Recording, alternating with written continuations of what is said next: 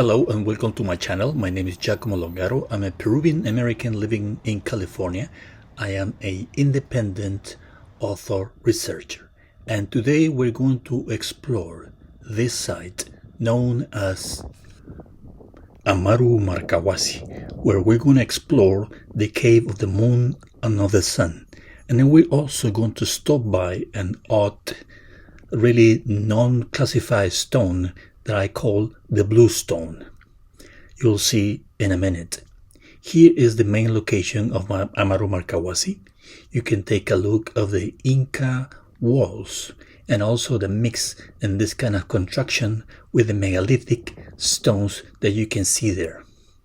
That, what I'm showing in the yellow arrows, are really like a mud as hard as concrete that are glued to these megalithic stones.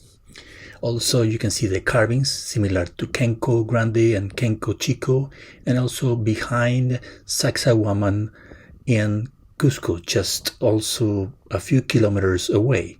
You can see the cuts done with 45 angle degree with unknown tools, a path or passage that takes to the other side of Amaru Marcahuasi, and we're entering here and take a look at this slab which is glued to the cavern. It looks like it was glued or enhanced by the architects to give a solid entrance to this cavern, which we're going to explore. This is the cavern of the moon we're going to explore, and I apologize for the light. Really quite dark to be inside. We're going to take a look around.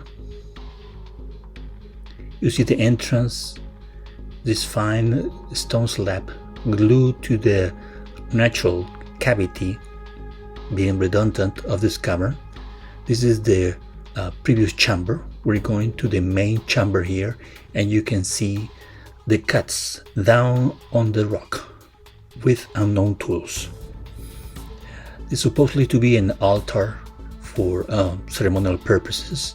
We don't know exactly what kind of purposes, but according to the shape of the stone, the semicircular shape of the stone, archaeologists and other experts related to the moon, horquilla, the word in Quechua. On the top of the cavern, that we cannot see it right now, but it's really, let me tell you, beautiful and breathtaking when there is full moon. The whole caverns receive the light of the moon, the moonlight, and it's really spectacular. I have no words to tell you exactly how to describe it. I guess you have to be there. Also, you will notice the Inca presence because the entrance to the main chamber have a profile of a llama, as you can see here. I think that the Incas, were the best ones to preserve these ancient megalithic constructions. And we're exploring outside the cavern of the moon. You can see this blue stone. We're gonna come back. It's just the top layer of the stone has been painted or somehow poured some sort of liquid that it gave this blue color. This semicircular stone, according to the archaeologists, also represents the moon, according to them. But we don't know exactly. It has been found in the excavations, archaeological excavations in the recent years here in Amaru Marcahuasi. Now we're going back to the blue stone. I call it blue because it's just partially coated or something, a formula was applied on the top of this rectangular stone. Looks like granite to me, and it has some shining and sparks. It's like quartz. It's like grinded quartz that has been applied to this coating. Take a look at this. This is highly unusual, and this is not something modern. You can tell. Looks like some kind of synthetic material applied to this stone. This is something unique, odd, highly unusual. We continue exploring the area and walking towards the Cavern of the Sun that you will see in a moment. And look how these stones has been cut with some unknown technology or tools that haven't been found by any excavation. It's highly unusual the small amount of chisels, copper bronze chisels, found in Cusco according to the magnitude of the megalithic construction there. You can see in these kind of cuts again. Look at the area, that's the blue stone. And we continue looking for the entrance. The entrance is completely different from the one of the moon.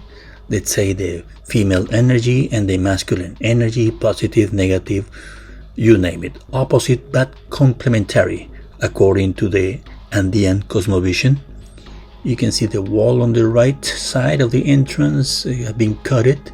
It's really quite dark, and I apologize again for the poor light, but I did my best to explore this area. We're going down. There is nothing like a chamber or more elaborated enhanced or construction inside this cavern. Looks for me very functional, very industrial. You can see this cavity that goes into the top of this hill, and really just turning around you can see again how it was cutted, and somehow looks like a very polished, highly polished.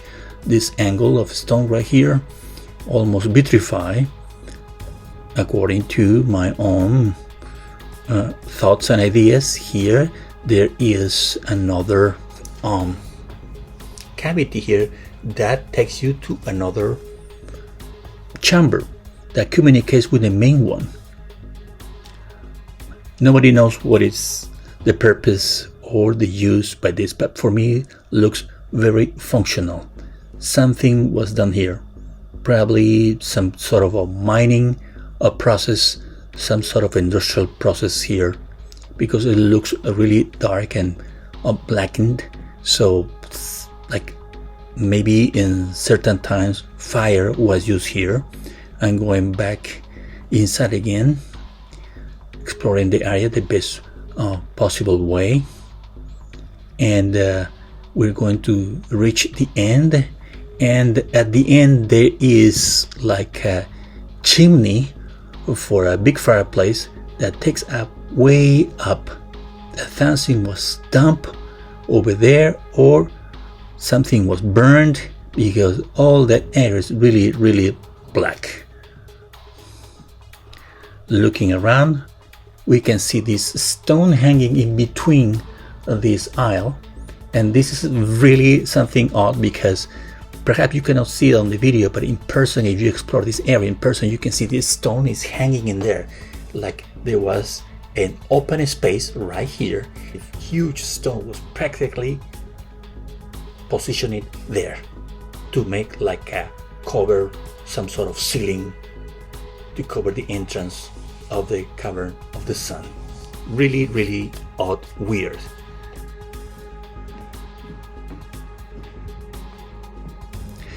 Well, this is it. I hope you enjoyed this video. Please don't forget to share and subscribe. Thank you so much.